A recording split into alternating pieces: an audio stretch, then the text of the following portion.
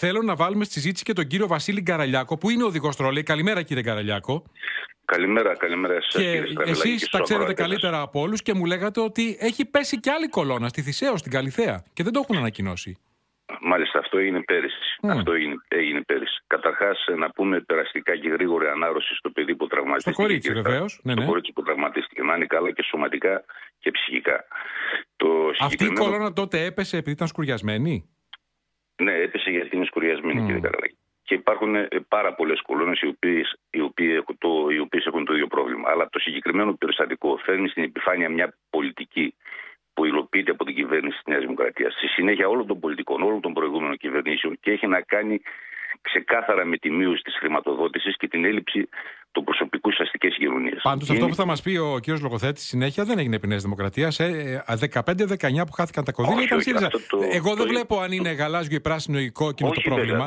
Θέλω να μου πείτε, κύριε Γκαραλιάκο, εγώ συμφωνώ ότι είναι διαχρονική ευθύνη όλων των κυβερνήσεων. Πολιτικές των κυβερνήσεων απέναντι στις αστικές κοινωνίες. Συμφωνώ. Πείτε μου αυτό που μου λέγατε τη νύχτα, γι' αυτό και σας έχουμε μαζί μας, κύριε Γκαραλιάκο, ότι βγαίνουν συνεργεία της ΟΣΥ και μπαλώνουν κολόνες. Όπως έκαναν μπαλώματα στο Λούνα Πάρκ της Χαλκιδικής που σκοτώθηκε ο 19χρονος στο Πικοχώρι. Τι ακριβώς κάνουν λοιπόν τα συνεργεία? Παρατηρούνται για αυτά τα φαινόμενα. Βγαίνουν συνεργεία, υπάρχουν συνεργεία τα οποία κάνουν η καταγραφή για τις κολόνες που έχουν πρόβλημα. Το θέμα είναι ότι δεν υπάρχει χρηματοδότηση, κύριε Στραβελάκη. Και βάζουν μπαλώματα πάνω σε σκουριασμένες κολόνες. Κόβουν το σάπιο κομμάτι και βάζουν ένα άλλο κομμάτι από μια άλλη κολόνα. Το κόβουν και το συγκολλάνε πάνω.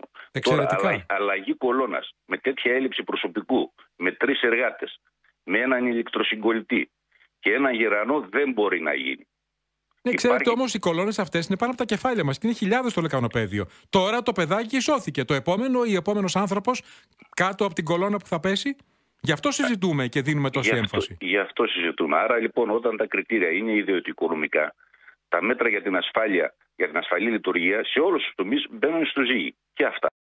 Ξέρετε, κύριε Στραβελάκη, εμείς σαν εργαζόμενοι και σαν παράταξη, σαν ΔΑΣ, όσοι το συγκεκριμένο περιστατικό το είχαμε καταγγείλει με ανακοίνωσή μας και προφορικά και γραπτός. Λοιπόν, το κρατούμε, θα επανέλθουμε. Ευχαριστώ πολύ. Θα ξαναπούμε. Υπάρχει ανακοίνωσή μας που τους λέει ακριβώς μέσα ότι υπάρχει πρόβλημα στις υποδομές του οργανισμού. Εγώ κρατώ την ιδιότητά σας, κύριε Γκαραλιάκο, ότι είστε οδηγός τρόλεϊ, αλλά είστε όλη μέρα στο τιμόνι. Το τιμώ αυτό.